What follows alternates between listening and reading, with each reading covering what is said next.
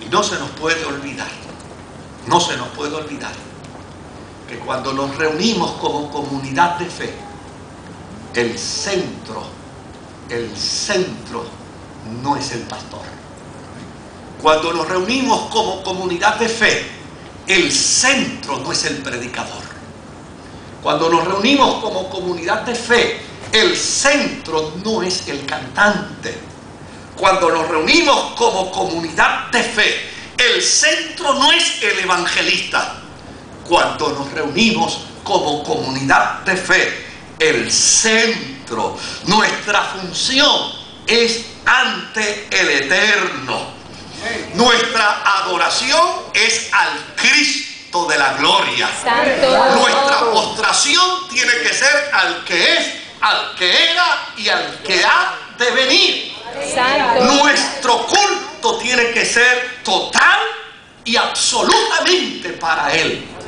A fin de cuentas, cuando nos reunimos como comunidad de fe, en la mente y en la conciencia de cada uno de nosotros debe estar bien claro que la experiencia del culto no se trata de mí. Yo no soy el importante. Quien es el importante en la reunión de la iglesia es Jesucristo, el Rey de Reyes y el Señor de Señores. De hecho, el vidente Juan en el libro de Apocalipsis dice de manera enfática y clara que cuando él fue elevado hasta el cielo, cuando él fue llevado hasta la presencia de Dios, él tenía claro cuál era el propósito y cuál era la intención de esa tremenda oportunidad. Él sabía que iba a descubrir una gran verdad para comunicarla a los creyentes de la iglesia primitiva del primer siglo, de finales del primer siglo. Él sabía que ascender hasta la presencia de Dios le permitiría tener una información que la iglesia necesitaba. Pero él se topó con un gran problema. Él vio un libro enrollado y el libro tenía un sello del que él dice nadie era digno de abrirlo. Y lo que es interesante es que él dice que nadie, ni de los que estaban en el cielo, ni de los que estaban en la tierra, ni de los que está debajo de la tierra, era digno de abrir el libro y de desatar los 7 sellos. Ahora, uno no puede dar una lectura simplemente a la ligera de esa historia.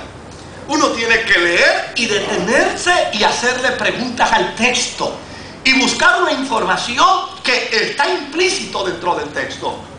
Cuando Juan dice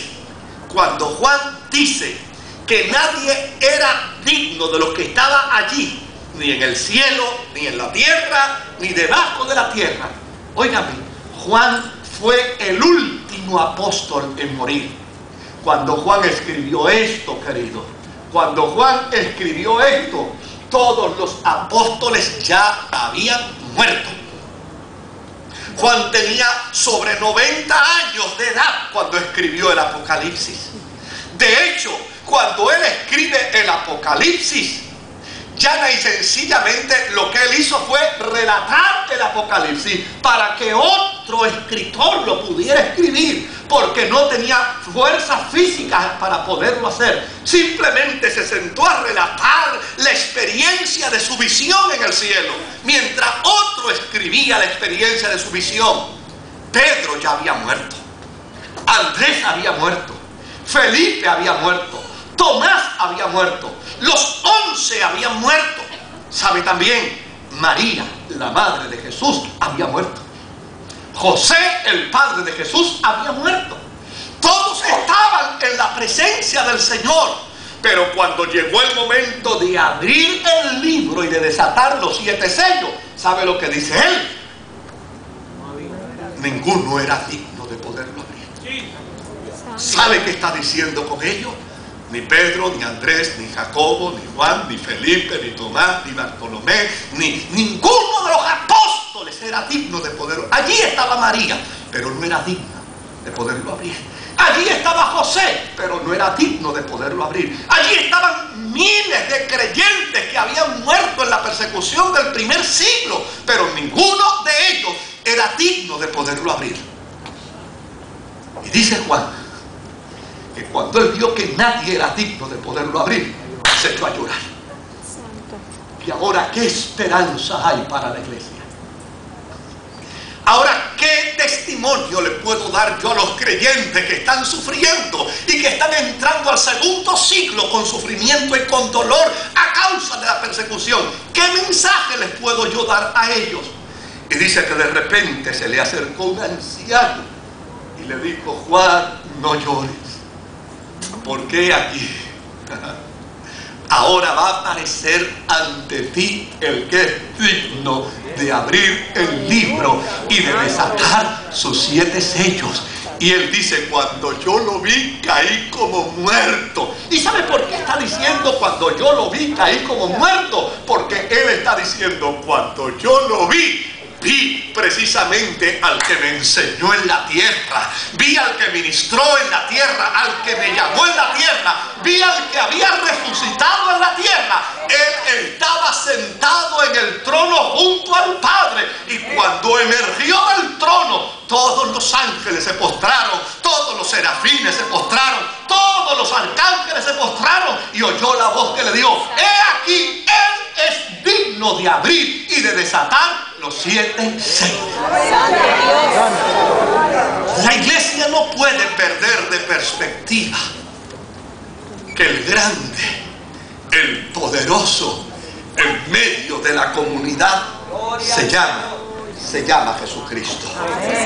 Por eso cuando Pablo escribe esta carta a los colosenses, le hace saber lo que es importante, lo que no se puede olvidar. ¿Y qué es lo que no se puede olvidar? Nuestra función ante el Eterno. Si bien es cierto, somos todo lo que señalé anteriormente. Claro que somos la corona de la creación. Claro que somos hechos a imagen y semejanza de Dios. Claro que somos reyes y sacerdotes. Claro que somos el linaje escogido. Claro que somos el pueblo de Dios. Pero lo somos no por nuestros propios méritos. Lo somos no por nuestras propias capacidades. Lo somos porque aquel que venció por su victoria nos ha declarado a nosotros más que vencedores por medio de aquel que nos amó y se entregó por nosotros. No son nuestros méritos. No son nuestros méritos. El creyente debe entender que Él no es el centro, ni somos lo fundamental, ni mucho menos lo imprescindible. Toda gloria, todo honor y todo reconocimiento pertenece a Jesucristo. A veces los predicadores sufrimos de unas experiencias a las que yo llamo las bromas de Dios. Yo creo que Dios tiene tan buen sentido del humor como lo tengo yo. Y a Dios le encanta hacernos bromas, a los que predicamos. Le encanta hacernos bromas. Hace 2 meses atrás fui a predicar a una actividad de hombres en los Estados Unidos. Sabía con claridad cuál era mi responsabilidad. Me habían dado una serie de temas y yo hice mi asignación.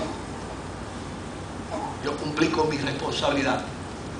Dediqué horas a cada uno de los temas. Los preparé, los esbocé, hice los bosquejos. Tomé las notas necesarias y pertinentes. Llegó la primera noche.